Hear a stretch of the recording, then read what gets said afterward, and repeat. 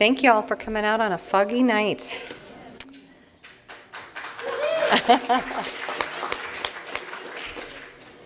I am pleased to announce our new Chief Executive Officer, Meg Linton. Where are you, Meg? She's back there. We're so excited to have her. She brings a vibrant new energy to the foundation, backed by over 20 years of leading and stewarding cultural institutions, nonprofits, and academic arts programs. Executive Director of the Santa Barbara Contemporary Arts Forum, Director of Galleries and Exhibitions for the Ben Maltz Gallery at the Otis College of Art and Design in LA, and Executive Director of the Center for Contemporary Arts in Santa Fe, New Mexico. Having grown up in Newport Beach, Meg fondly recalls her childhood memories visiting the Newport Beach Public Library, and we are thrilled to have her on board.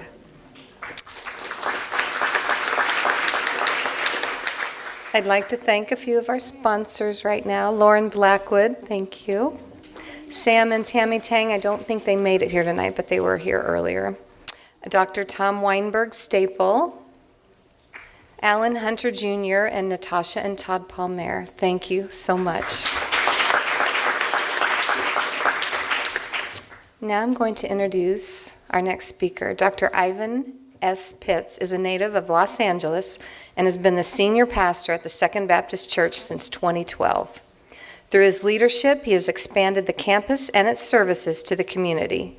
Dr. Pitts earned his BA in Social Science from San Diego State and Masters of Arts degrees from Clark Atlanta University and Fordham University, and a doctorate from the New York Theological Seminary.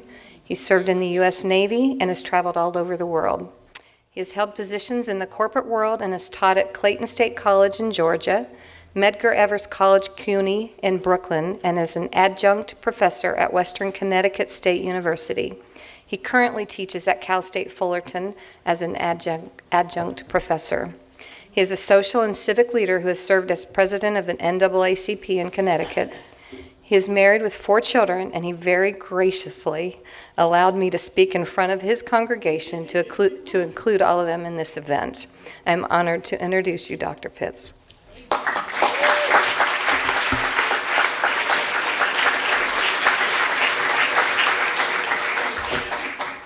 Good evening. It is a privilege and an honor and a pleasure to be here with you all today. Nancy, thank you so much. I want you to know after you spoke at our church, we made you an honorary Baptist. And so you can come anytime. I would be remiss if I didn't acknowledge those who are here from the Second Baptist Church of Santa Ana. If you would just wave your hands in the air. Hey.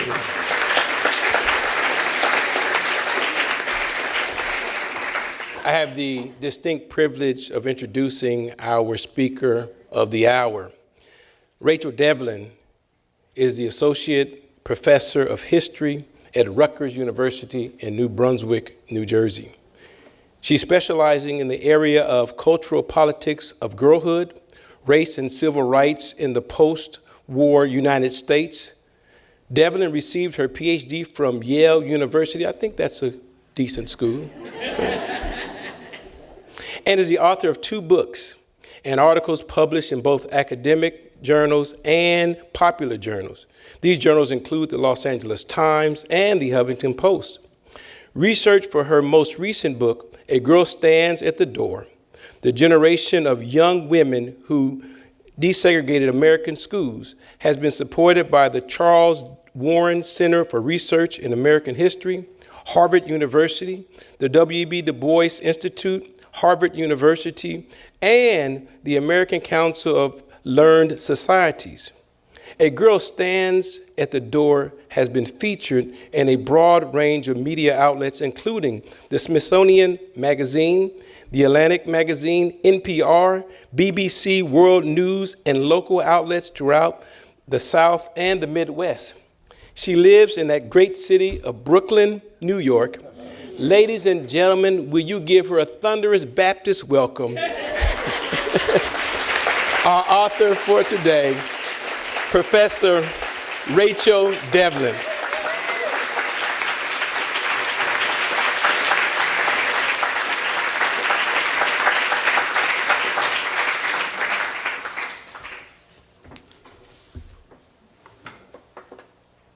Good evening. It's so nice to be in California. In February. I think Nancy dreamed it up just for the exact right moment in the semester. So this first picture is when my press initially got the book, and this was the image that my editor sent me, and I was so excited, and I swap it out, but now I feel sentimental, so it's going to stay there. A Girl Stands at the Door retells the story of Brown versus Board of Education as a story about the girls and young women who made the case possible, those who were plaintiffs in cases in the late 1940s, those who took risks by filing lawsuits and who testified in court, who spoke to the press, who were the face of these lawsuits in the late 1940s, and those who volunteered after Brown to desegregate the schools in vastly disproportionate numbers. Those who took enormous risks, who suffered backlash from both the white and the black communities in which they lived and stayed with their lawsuits. By centering the book on these women, Brown v. Board is something that took a longer time to happen than historians have realized, and it really is a story about the grassroots people that made it happen. Brown has been told as a story about Thurgood Marshall and the NAACP and how they hatched this plan to desegregate the schools. And what the book shows is that, in fact, Thurgood Marshall and the NAACP were forced to take school desegregation to the Supreme Court because there were so many cases flooding their offices, lighting up their phones, telegrams, desperate pleas for help, and they had to take it to the Supreme Court. Walking up to a white school and attempting to enroll in the late 1940s was a radical act. It was radical because in no state in the United States, including California and the Northeast, there was no state where black and white students went to school together in any real number. It was a radical act because there was no consensus among African Americans about whether desegregation was the right way to go. Many people believed it was not possible and that they needed to equalize their schools instead. Finally, it was radical because most believe, including most jurists, that black and white students would never get along in the same space. It was so revolutionary that when black girls walked up to white schools to attempt to enroll, huge crowds would gather on either side of the line. White students would press up against the windows to watch what was happening. The black community would often line up on the sidewalk on the other side of the street. Marguerite Carr, who attempted to enroll at Elliott Junior High School in 1947, remembers that the white kids were pressed up against the windows and they said, it was something fantastic. It was something made up. But here this child is just coming on. And the principal had been tipped off that she was on her way, and this happened over and over again. When a black girl was about to attempt to walk into a white school, the principals wouldn't even let them through the doors. They would walk out and meet them on the steps. And Marguerite Carr remembers that the principal said, "You don't want to come to this school." And she looked at him and she smiled politely and said, "I do want to come to this school." So she was steadfast and courageous while also remaining polite and composed. And this is what girls did over and over again.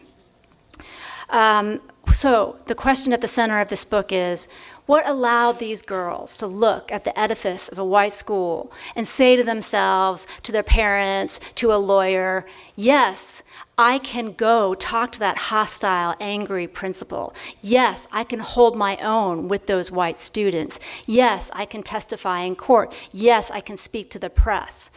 What allowed them to do this? The first thing that I found over and over again in speaking to these women and looking at the record is that girls overwhelmingly believed in the ideal of desegregated schools. They had the commitment and they could see it in their imagination. Women said things to me like, I knew in my heart, in my soul, that I had to participate. Or they said, it had to be done, so might as well do it. Or they said somebody had to do it, and it might as well be me. The second reason why girls are so disproportionately represented is simply because they were really good at it. Girls, you have to have two things in order to desegregate a school or to file a lawsuit. You have to have physical courage because it was dangerous, particularly in the rural, deep South. These girls took enormous risks. But the second thing you had to have was social dexterity. You had to be poised, you had to be polite, you had to be diplomatic, and you have to be self-possessed. You also had to be patient. I don't know if many of you have met with lawyers before, but it can be difficult, even for adults. So they were poised, and they were polite, and they were patient, but they were also steadfast and unyielding. And it's this combination of steely determination and a kind of social dexterity or a kind of social openness that characterized girls' forays into white spaces. Black girls were schooled in these qualities: diplomacy, self-possession, from their earliest days. As a way to protect themselves when they were in southern cities. They were trained by their teachers, by their ministers, by older girls, by their parents, to always walk the streets with their head up, to always look people in the eye, to smile, to add a little warmth to their interactions. Girls had deep practice in these behaviors long before they ever reached the schoolhouse door. They had it as a means of survival on the southern streets, which could be dangerous, and from their experiences in white homes where they worked. And they had to be very aware of the man of the house or his sons. They were constantly on their toes in these intimate spaces with white families. This prepared them for what they were going to have to do in these schools. So school desegregation was really started off by Lucille Bluford, who applied to the University of Missouri School of Journalism in 1939. She applied 11 times. Missouri finally branded her a nuisance, had her barred from the campus, and in 1942 they actually closed down the school rather than admit her. And the University of Missouri School of Journalism was one of the premier journalism schools in the country. So this is Lucille Bluford, not well known. She became editor of the Kansas City Call, and she eventually when her case was over, and she began to write about school desegregation cases throughout the South. And she was very, very focused on school desegregation. And one of the reasons I could write this book and find all these unknown cases is because Lucille Bluford wrote about all of them. Nothing was too far away or small time or messy for her to cover. And these cases were often quite messy. This is just a shot of her I like. I couldn't put it in the book because the quality isn't good enough. But in the middle of her trial, Charles Houston was arguing her case. A bunch of girls from Stevens College, a women's college in Missouri, descended on the trial. There must have been 50 of them. And they were sitting on the floor and in the back, and they would cheer every time Lucille Bluford gave a really strong answer. And so the judge finally cleared the court and said, all these girls have to get out of here. But she remembered it. Anytime anybody interviewed her about those days, the first thing she brought up was these supportive students who came. The next school desegregation pioneer and the real face of school desegregation in the 1940s was Ada Lois SIPUEL. And she'll eventually become Ada Lois SIPUEL Fisher. And she applied to the University of Oklahoma Law School in 1946. She was the first graduate student plaintiff of the post-war era and the only graduate student plaintiff to outright turn down the state's offer to set up a separate law school for her in Oklahoma City. And they were so shocked. Newsweek sent a telegram to Thurgood Marshall saying, SIPUEL turned them down.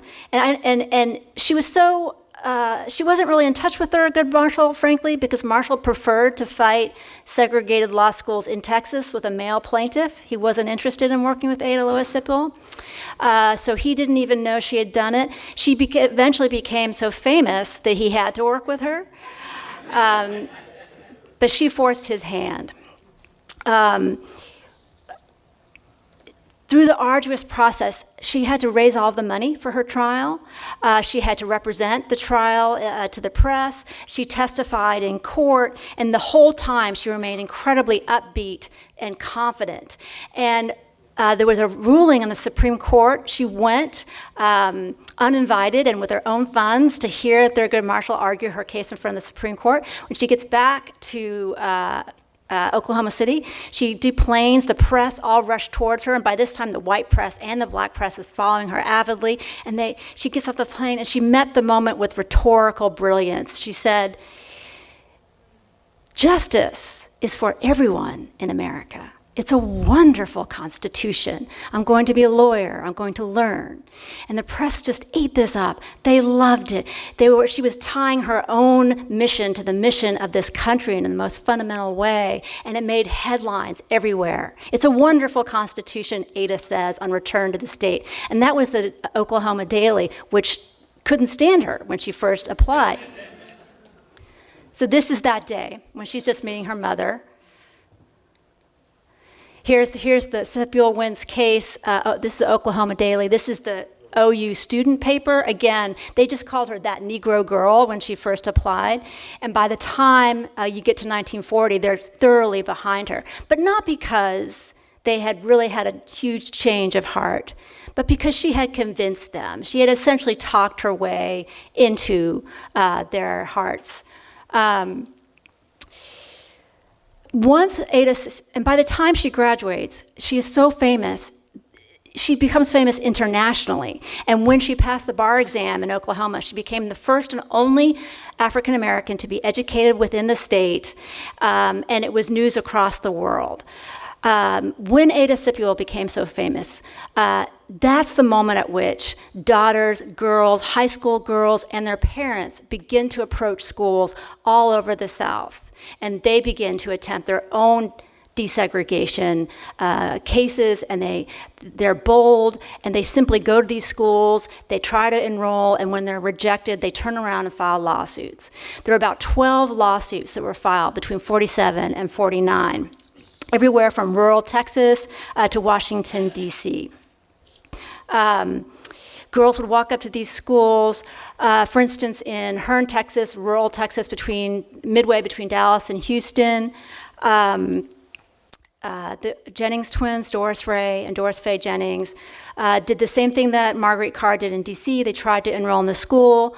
The principal met them outside, and Thurgood Marshall came down eventually to argue their case in Waco, Texas. They don't remember much about the case. All they really remember is that Thurgood Marshall was really tall. And no one had actually asked them about their case until I finally got them and asked them about it. And at first, they said, well, it didn't make it to the Supreme Court. And I said, well, what was your life like? And they said, well, we had to be sent away. And I said, oh, why? And they said, well, it was too dangerous. And the KKK told my father that they were going to kill him. And so he would stay up, or us, and they were going to get the family. And so he would stay up nights with a shotgun on the porch and just wait for them, calm as can be, for them to come. So eventually the NAACP put enough money together to send them to a seminary in Crockett, Texas. And they went there for 2 years, and they also spent a year in Houston, Texas, with an aunt. So enormous risk. Let's see if I have.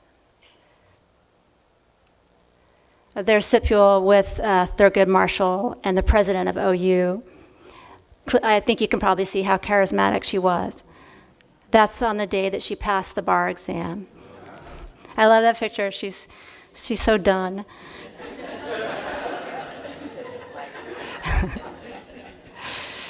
And these are the Jennings twins, and that's their father, C.G. Jennings, who filed the lawsuit in Texas.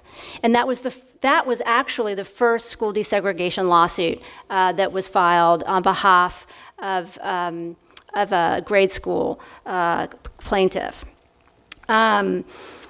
So Thurgood Marshall, eventually there were so many of these cases that he was forced to bring it to the Supreme Court. And because there were so many cases, there were other lawyers working on these cases.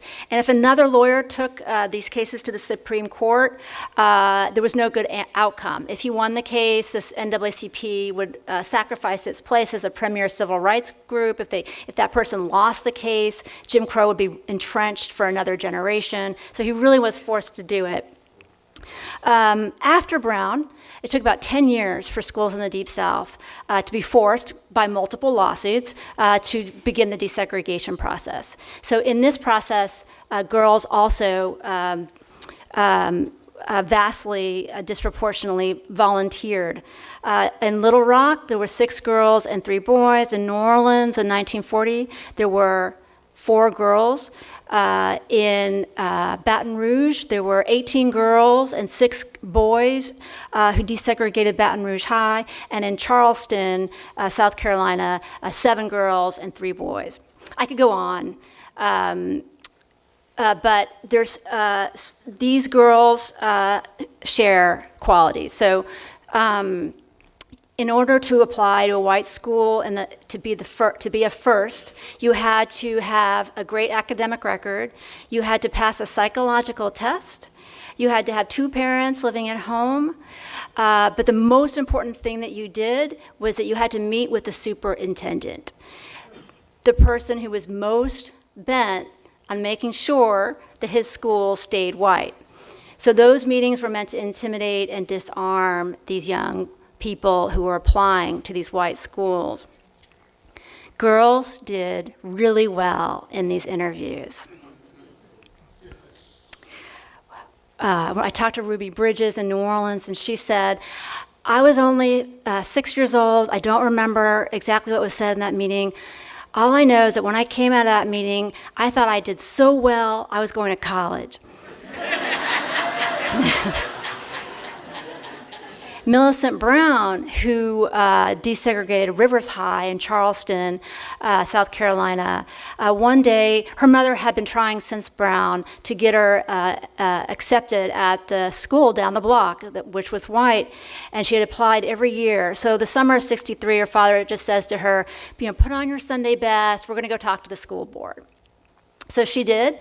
They get there, the secretary comes out, she said, you can go in now. And she said, okay. So she walked into the room, and there, sitting around a table, was the entire Charleston school board, all male, all white. And they just said, we want to ask you some questions. So they asked her, do you like your black school? Do you like your black teachers? Do you have black friends that you care about? Do you like your extracurriculars at your school? Yes, yes, yes, yes. So why would you want to leave all that and go where you don't know anybody? The ultimate Southern question. And Millicent Brown, unprepared as she was, shot back, well, I make friends wherever I go. And she had taken the question and effectively turned it back on her interlocutors. She effectively said, I don't know what you do when you go to a new place, but I make friends. And she had checkmated the whole room. And she really, but the self-composure that was required in that moment, the calm, the steadiness, the belief in your own manners and ability to communicate what it is that you need to say, really, she said, it just came out, but it was as if I've been planning for that moment my whole life. So while Millicent Brown, before I move on, this is a case in Kansas. The girl in the middle.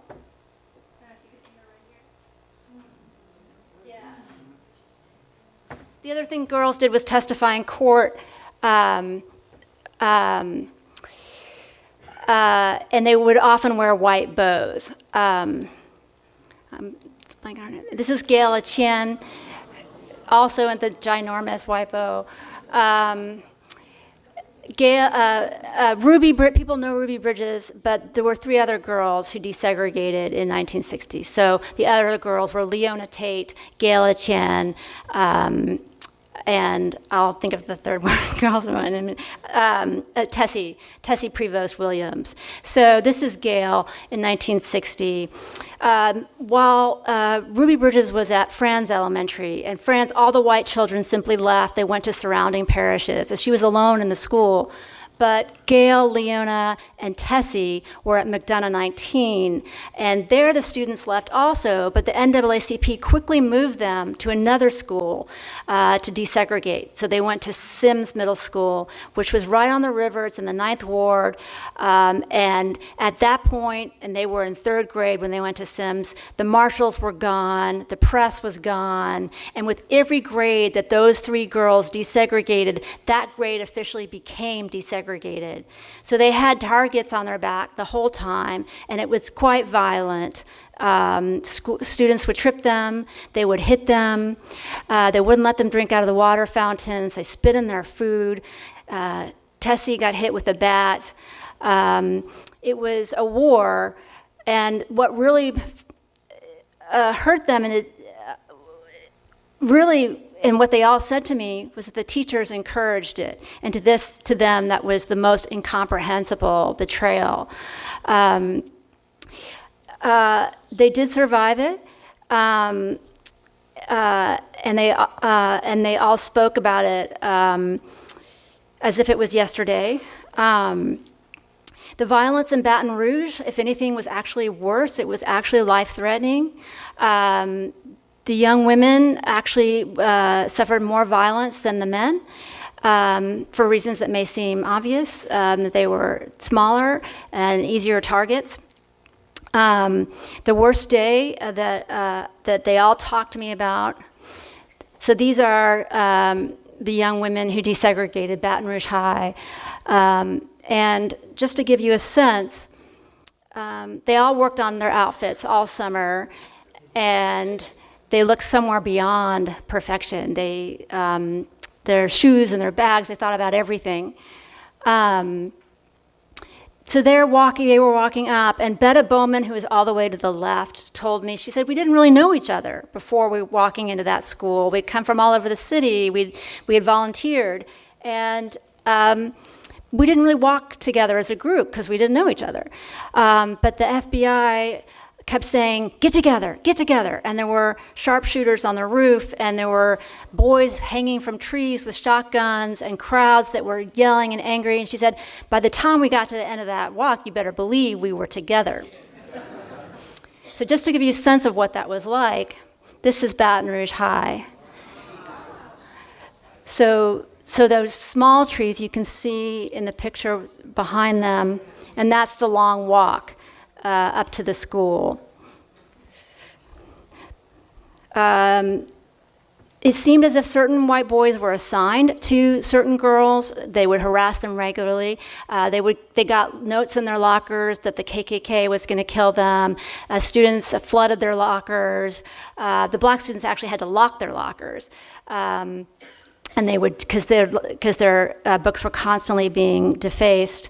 They did fight back eventually. They started to carry large bags and to kind of go like this, and they would hit back when they could. They were not nonviolent. In order to survive in a school, you cannot be nonviolent. So the bigger girls protected some of the smaller girls, and they got into fights. The principal was often not on their side, but they did it anyway.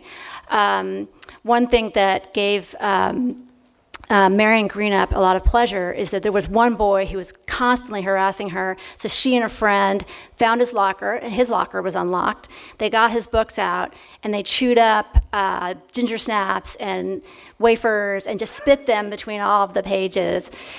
But these kinds of moments where they kind of fought back helped them to get through the year. And they did describe it as a war zone. The most dangerous day was the day that Kennedy was shot in November, and the students went wild, and it was just joyousness. And they started shouting at the students, "We killed Lincoln, we killed Kennedy, and we'll kill you too." And they say that they weren't aware of any security men in the building until all of a sudden they were there. And they got all the students out of their classrooms and put arms around them and sort of walked them to a waiting car, but they almost did not escape with their lives. And students were out to get them. What's amazing is that for many of them, this event actually made them redouble their commitment to school desegregation, and they went back kind of with fresh energy after this happened. I'll just end with Albany, Georgia. Albany is not in New York. It's a small town in south eastern Georgia, working class town. And 6 girls desegregated the high school in 1964. In 1963, a huge group of students had gone to the high school and attempted to enroll. And Lori Pritchett, who was an infamous police chief in Albany, arrested them all, took them to jail. And so the next year, only 6 students showed up. It was these 6 girls. And they had been part of the civil rights movement. They had marched. They had gone to jail. One of them, Beverly Plummer, had been to jail 7 times before she desegregated Albany High. So when they got there, they said, bigger than the school in a way, because they had been through so much. But they're very adamant with me about the fact that they chose to go. Mamie Ford Jones said to me, people tend to think that we were handpicked to desegregate Albany High, and we were not handpicked. We raised our hands and said, yes, we will go. And they were all quite determined, and they were very clear with me that they did it for their own reasons, and they did it because of their belief in school desegregation. I'll leave it there. I'll just show you who. This is Millicent Brown, true to her word, talking to a white student on the first day of school in 1963. She hates this picture. This picture was on the cover of the New York Times, and it said, "School integration begins calmly." But they were out in front of the school because of a bomb threat. This is the Albany, Georgia site, and this really was even Martin Luther King went several times. He couldn't crack it. It was the police there were so violent. There was no winning in Albany. And this is one of the jail cells in Camilla. And then that's Mamie Ford Jones in the pool. She did what was called a dive-in at Monson Motor Lodge. This is the summer before she desegregated Albany High. But this picture was also in the New York Times. You can see that the owner of the hotel is pouring acid into the pool. As you might imagine, she's remained an activist her whole life. And this is Beverly Plummer on the left, Mamie Ford Jones on the right, Ruby Nell Strobel on the left, and Marianne Greenup on the right. And I'll leave it there and take questions.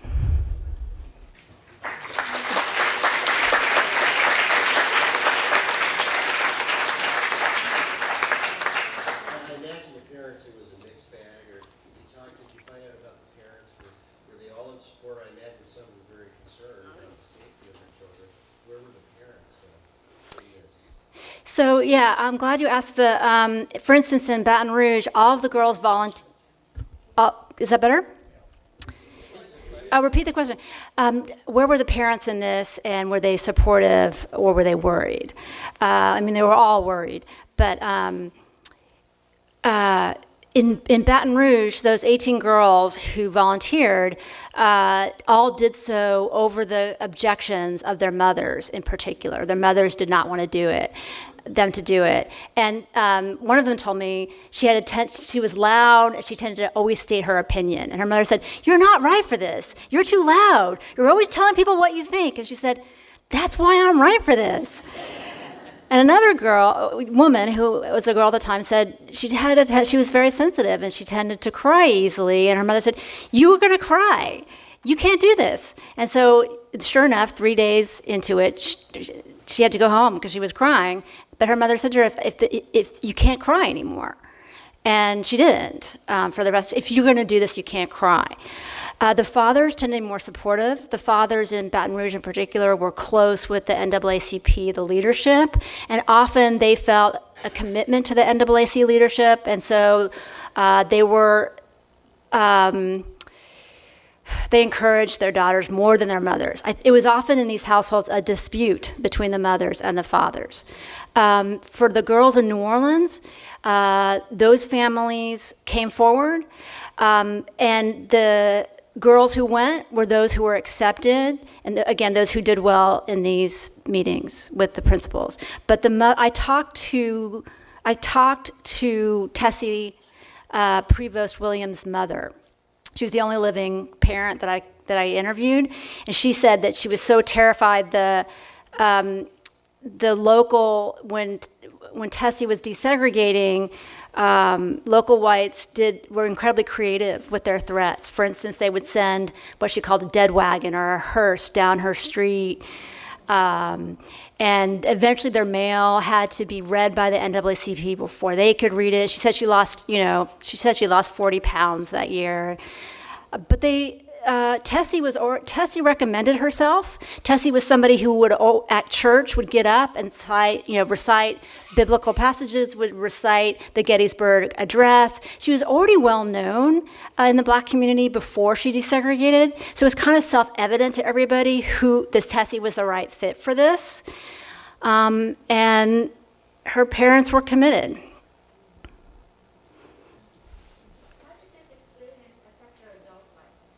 Their adult life.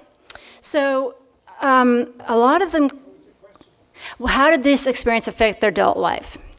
So the girls who desegregated the first grade in New Orleans, I would say, suffered the most trauma because they were so young. And Tessie became sick. There was a tree in front of the school that had a particular smell, and whenever she passed that tree, she would feel sick to her stomach, and she developed stomach ailments. Leona said to me, by the end of it all, I was going to go to academic college, but I was schooled out. I couldn't go. The girls who desegregated in high school, they were already very strong students, and they were going to go on to do great things anyway. That's why they were there. And some of them were going to be valedictorian at their Black school. They knew this, but they went anyway. They told me that right after high school, after their senior year, a lot of them were very, very depressed. Several told me if you'd asked me at that time, had it been worth it, I would have said no, and I would have said all I learned was how to hate white people. And so they struggled right after high school. And because they had successfully desegregated, for instance, in Baton Rouge, several were asked to desegregate LSU. So they went immediately to LSU, but they failed out, they left. But after 3 or 4 years, they universally reset their ambitions and became incredibly, incredibly accomplished professionals. And they went on to desegregate school faculties, law offices, government offices, architecture. All of them were incredibly successful. So I think they were traumatized to a certain extent, but they also learned resilience, and they also learned apparently desegregating is a lifelong skill, right? It's not a one-time thing. Why weren't there more of the boys involved? So yes, why weren't there more boys? And then I saw your hand in the back, and we'll go there next. So this question haunted me as I was writing the book, and at first you think, oh, well, the boys would be more threatening, or the parents would keep them back. But really, the boys weren't interested. Young men were very interested in interstate travel, 2/3 of the freedom riders were men. They were very interested in the franchise. So in the South, a disproportionate number of young men and middle-aged men canvassed to help restore the vote. But they were really not interested in school desegregation. And I'll give you one example. And if you're not really committed, you're not going to have what it takes. It takes everything from you. And I did interview a man who desegregated Baton Rouge with the women. And he told me that a friend of his, they were sitting under a tree, and he said, "Oh, let's go to the school board. Everyone's signing up. It's going to be a party. We're all going to transfer." And he's like, "Sure, we'll go." And they went, signed up. Well, this was in the spring, August rolls around, and he reported for football practice at his high school, black high school, the Southern Lab School, which was connected to Southern University. He's like, I decided I didn't want to go. So Meryl Patin, who was telling me the story, said, everybody started calling my house. You know, the neighbors, the priests, the NAACP, everybody was leaning on my parents and said, you have to go desegregate this school. So he did go. But his heart wasn't in it in the same way it was for these young women.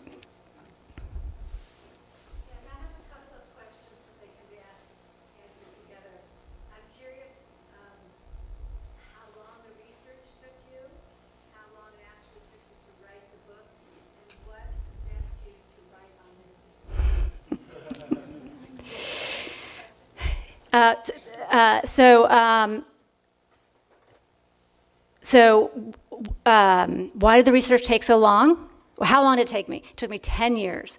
Why did it take so long? What possessed me to write this book? Is that all of them? I kept thinking, so what happened is that my first book was on white girlhood in the 1950s. I wanted to compare white girlhood to black girlhood in the 1950s. So I just pulled down volumes of Ebony magazine. And going through, I noticed that all the school desegregation stories were about girls. I kept thinking, surely somebody's noticed this, surely there's something written about this, but I couldn't find anything. And so then I went to the Library of Congress and looked at the papers of the NAACP. And I looked at all their education cases.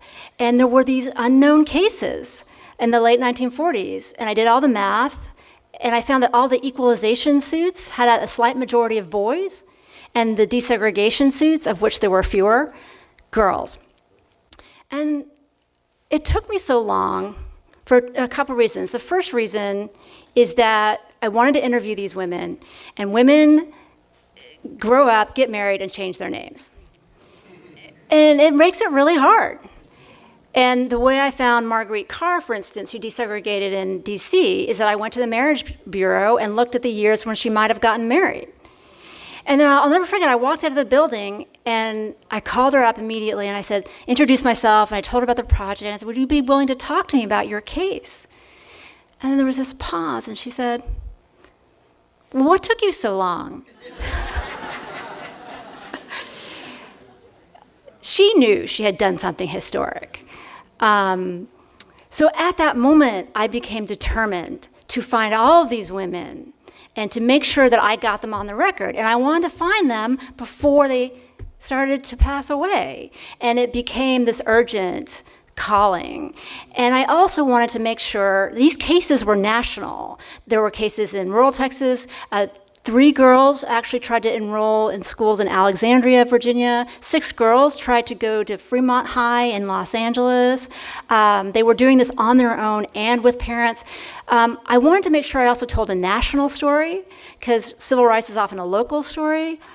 So that's one reason. The other reason it took so long is because I started to write articles about this for the historical profession, and I submitted them to the Journal of American History, and they wouldn't accept this work.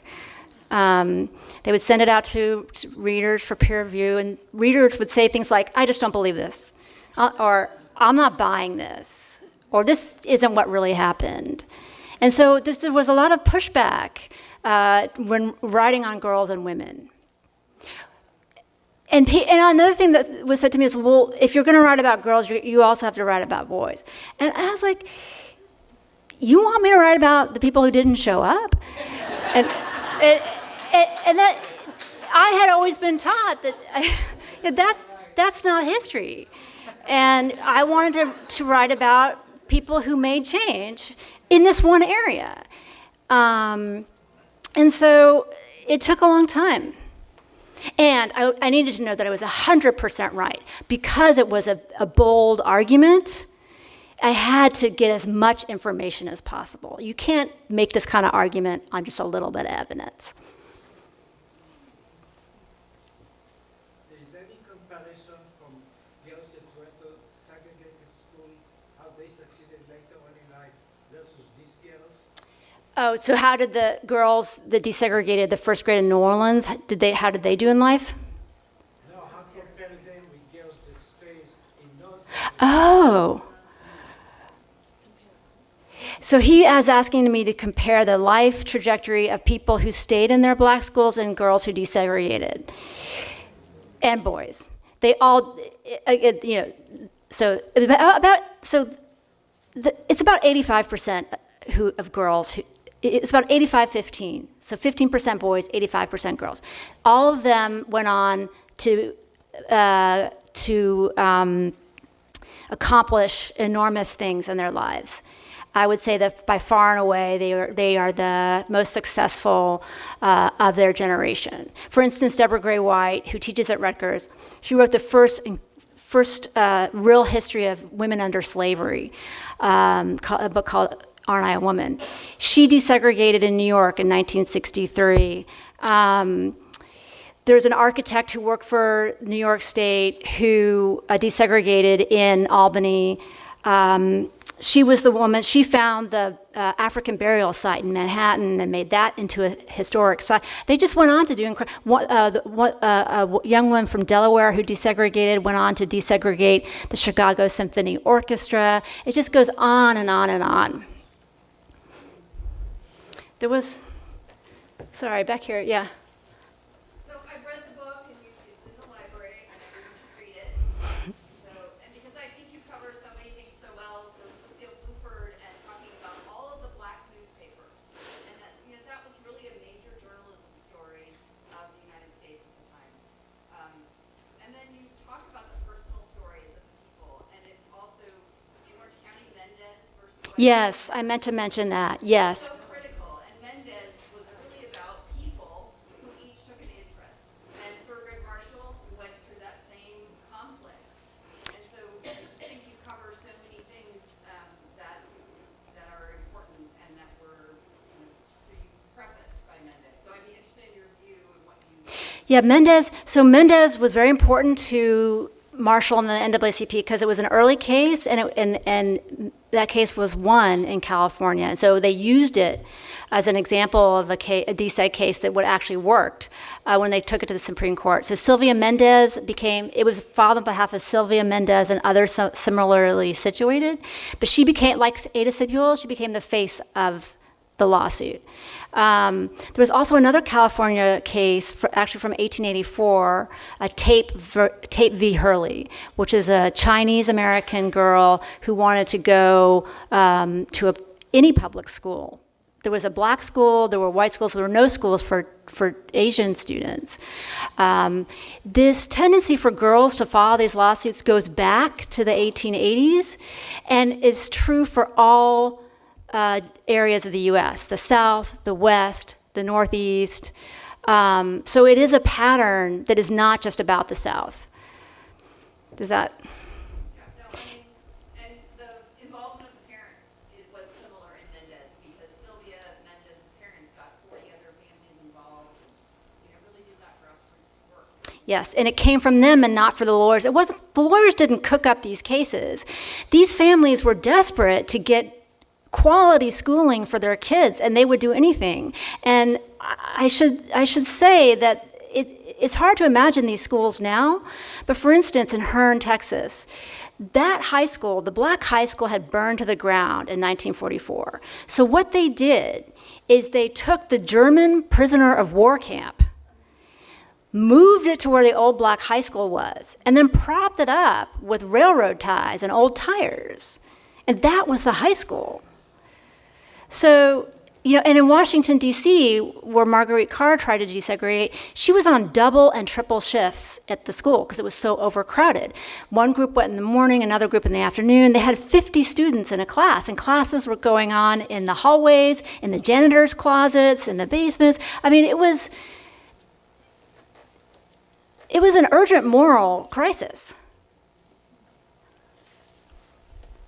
Could you comment on the Little Rock 9, the 101st Airborne Division that protected them? What would you like to know?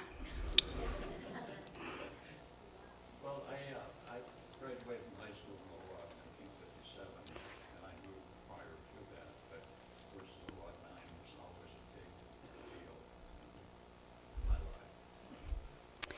Yeah, so Eisenhower reluctantly called them in. He really didn't want to get involved. He wanted to keep states' issues local to states. They did their job and nothing more. So they would walk, for instance, Melba Patilla Beals, they would walk her to her class but do nothing else.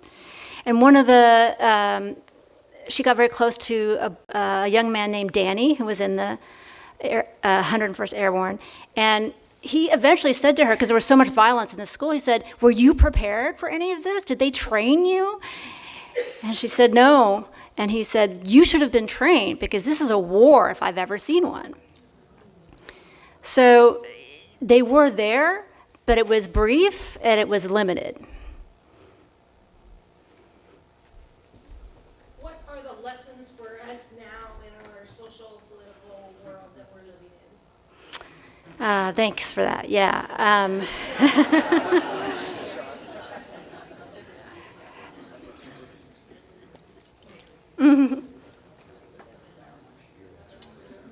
So schools have become resegregated, and we don't really talk about integration or desegregation anymore. We talk about funding schools as they are. This is partly because of the Roberts Court. They made a decision in 2007 that to move children for reasons of race was unconstitutional. They essentially undid Brown. And then people have lost their morale on the issue. Interviewing these women was amazing. Because all of them really believed in what they had done. And they said, you have to look at this not just about schools, but the people I work with, we have Christmas parties, we go to each other's houses, none of this would have happened, if we hadn't desegregated the schools. The whole world looks different. And Deborah Gray White, who teaches at Rutgers, said to me, she said, when Obama says that he stands on the shoulders of civil rights activists, people think of, Martin Luther King, but he's standing on our shoulders. We did this work. And so we have to recognize that and honor that. The other ways that these women keep on giving is that Ada SIPUEL eventually became a member of the Board of Regents of the University of Oklahoma, which had so assiduously fought her entrance. She taught law there, and her last act before retiring was to create an endowed professorship for Anita Hill. And Anita Hill said to me, it was very hard to get her. She's a very busy woman. But I finally told her, I was like, this is your last chance. The book is going to press. And she sent me a long email about Ada SIPUEL. And she said to me, I would have never made it through those hearings were it not for Ada SIPUEL.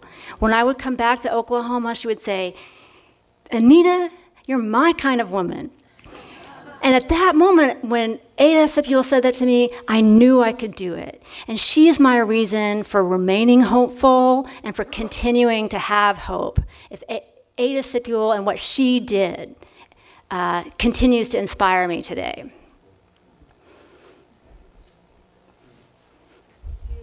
These women feel they had gotten a good education when they integrated. Some of them were at very good schools. For instance, the Southern Lab School was a very good high school. So some of them, it depended on what school they were at before. They all said the math was harder at the white school, but that otherwise they did really well. They were so bent on survival that the schoolwork in some ways took a back seat to that. I don't think you can really learn in that situation very well. So I don't think that they really did not benefit in that way from being in those schools.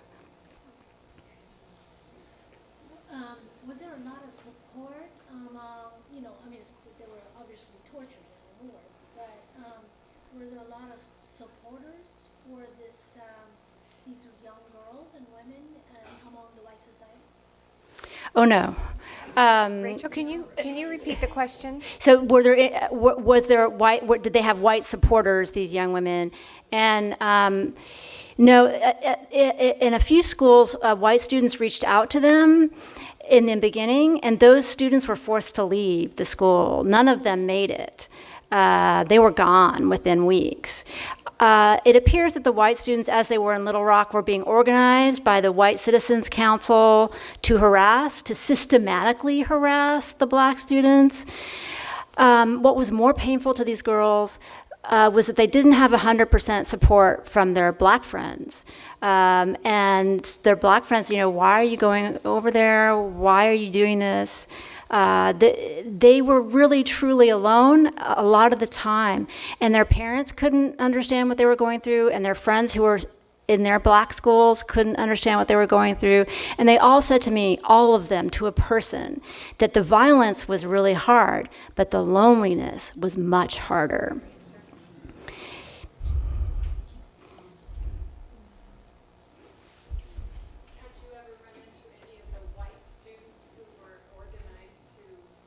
Yeah, I'm sort of interested,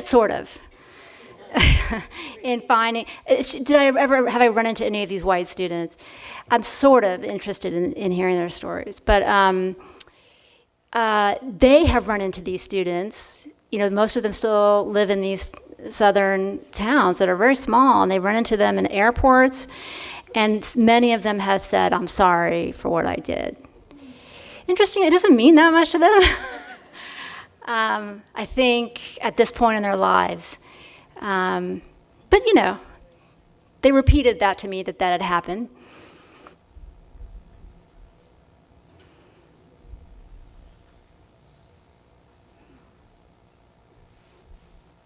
I'm just curious, what initiated these young girls, especially the younger ones, like 6 years old or younger, what came to their head one day that I'm going to do this? So with Tessie, Leona, and Gail, and Ruby Bridges, those girls were enlisted, and those girls were chosen effectively. Although there was a large group of kids about 100 applied to these for the first grade. Those were the girls who were accepted. Those girls had the least agency of all the deseg firsts. But I will say that girls as young as 6 showed agency in school desegregation. So in rural Mississippi in 1965, an NAACP organizer named Jean Fairfax went down to help all the families who were going to desegregate. And she said the night before, the KKK went out and harassed everybody. So everybody was pulled out, except for one family. There was one family left. She said she went to their house, and she was sitting at the kitchen table with them. And she said there was this pause in the conversation. And Deborah, who was 6 years old, said, "Well, what's everyone waiting for? I'm ready to go." So even though Gail and Leona and Tessie and Ruby were very young, they were willing, and they understood the larger project.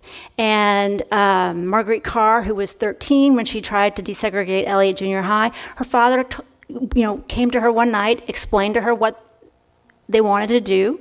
She thought about it. He said, "It has to be your decision." And the next day she said, "Let's go ahead. I want to do this." So she said I was a willing vessel, is the way she described it. We say that eyes are the window of the soul, and all these pictures you've showed us, it seems that these women have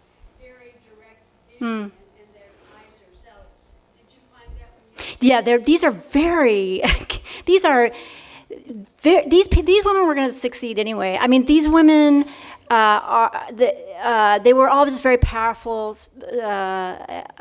people.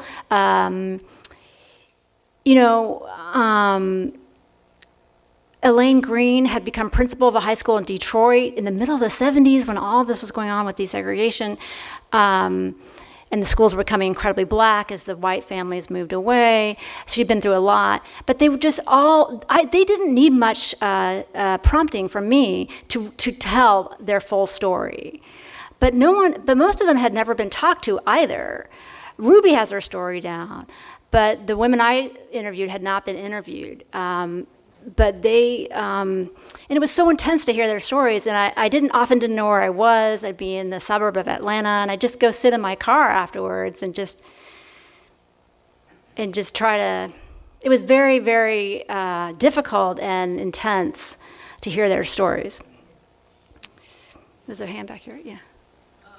Curiosity, you mentioned when you first started writing the articles that you were for the history articles and stuff, you were getting told back like this is made up or stuff like that. So now that your book's out and stuff like that, and you're going around so you're speaking and the education of the book, has there been a possible shift in the perspective of the information that has been provided, or has the audience come to be like, is this really true?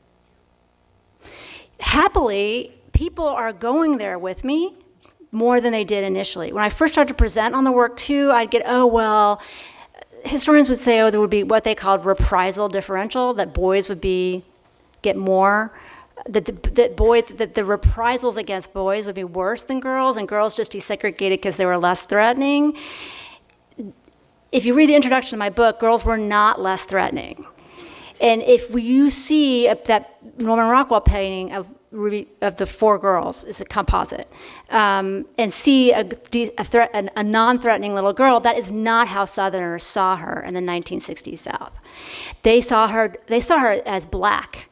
And parents said things like, if black students come to my school, they will ruin my child morally, academically, spiritually, physically, and every other way. And black girls were considered to be hypersexual. So I worked all that out in the introduction. I think part of it is that I don't know about you, but when one hears the stories of these girls and their skills and their commitment, I think hopefully it becomes clear that they desegregated these schools because of what they brought to it. It wasn't that they were not boys. So and people have been open and receptive to it, and it's been really just encouraging, but also really exciting, because what I want is for this to be part of the high school curriculum, where young people learn about their own agency, but particularly young women of color learn about their enormous contribution to American history. Thank you.